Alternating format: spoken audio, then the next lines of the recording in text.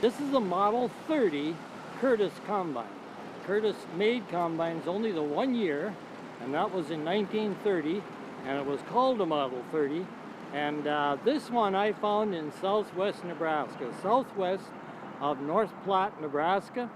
It was the grandfather of the fella I bought it from that bought it brand new. It was always on the same farm, always used on the same farm, and had not been used for about 55 years. 1930 combine, I think he said they used it 17 or 19 years and then parked it on the yard of the farm that it was bought to in the first place. They used it right in that country for all those years, and when I picked it up it was in sad shape, and we know why it was in sad shape because the fellow I bought it from said that they used it as long as they could get parts, but because the company that is Curtis Harvester went bankrupt in 1930, parts were no longer available for it, and so they abandoned it and they bought a Gleaner combine to replace it. The Curtis Harvester Incorporated, it's written on the back. I don't know if Martin got a picture of that, but they can still visually see the name written on the back of the hood. Curtis Harvester Company was the name that Curtis Baldwin took for these combines.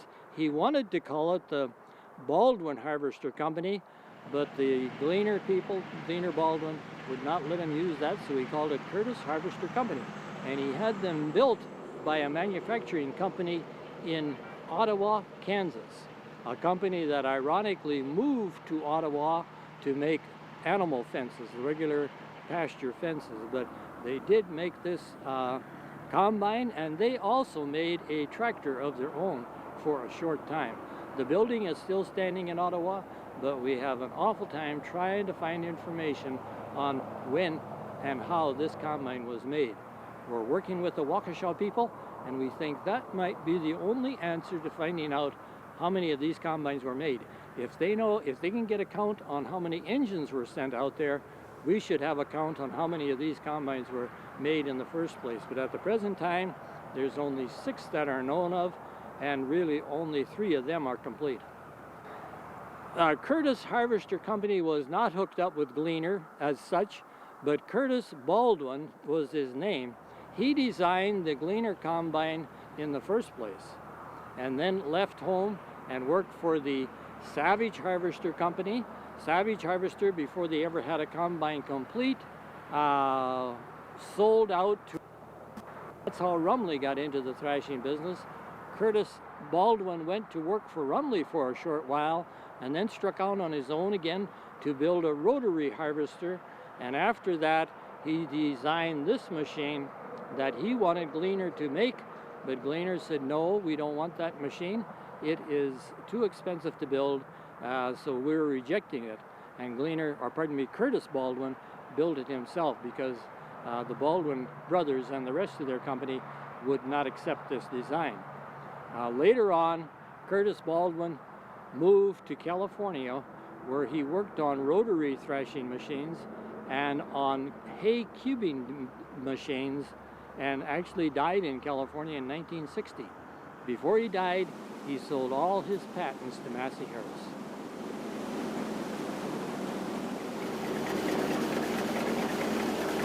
This combine, basically I've been working on it on and off for a full year now, and today is the first time we've had it in the field, and it's been performing fairly well, as you can see by the pictures.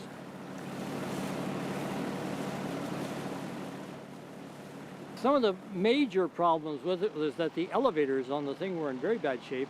I had to get all new metal pressed for both the tailings and the clean grain elevator. There's a little rattle that takes the straw and grain both away from the cylinder and puts it up on the straw deck. It was totally annihilated. I had to make a total new rattle for it. The sieve and the chaffer on the machine are partly wood, as all combines are, and there were some rotted pieces on that, so that's all new wood on the chaffer and the sieve. Then there is a different kind of a straw deck on this thing. It's rakers that from the top down pull the straw back And those raker bars are also wood, and one of those had to be replaced because it was rotted. Then, of course, chains and belts and different drives that had to be replaced. Some holes in the metal that had to be patched.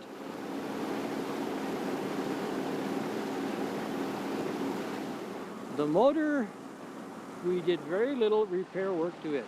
Now, we did have the motor all apart and tighten the bearings on it, and the main bearings as well as the rod bearings. And the main bearings were really not adjustable in the conventional sense of the word. You have to smooth them down or machine them down to get less clearance there, and that's what I did. I literally machined down the bearing caps so that the bearings would be tighter, and the rod bearings had shims in. All I had to do was take out shims. And all in all, it's back up to snuff now, and is pulling the load very, very well here today. This is a Waukesha engine on this machine. It's a Model V Waukesha, and it was a fairly common engine back in those days. And that's one of the reasons that Curtis Baldwin left the Baldwin family operation. He insisted that combine that they used did not have enough power, and he went to a bigger Waukesha engine, and believe me, this thing has got enough power for this combine. There are only 6 of these combines that we know of today. I have this one, which is up and working, and then there's a friend of mine in very southern part of Kansas, Milan, Kansas, who's got 5.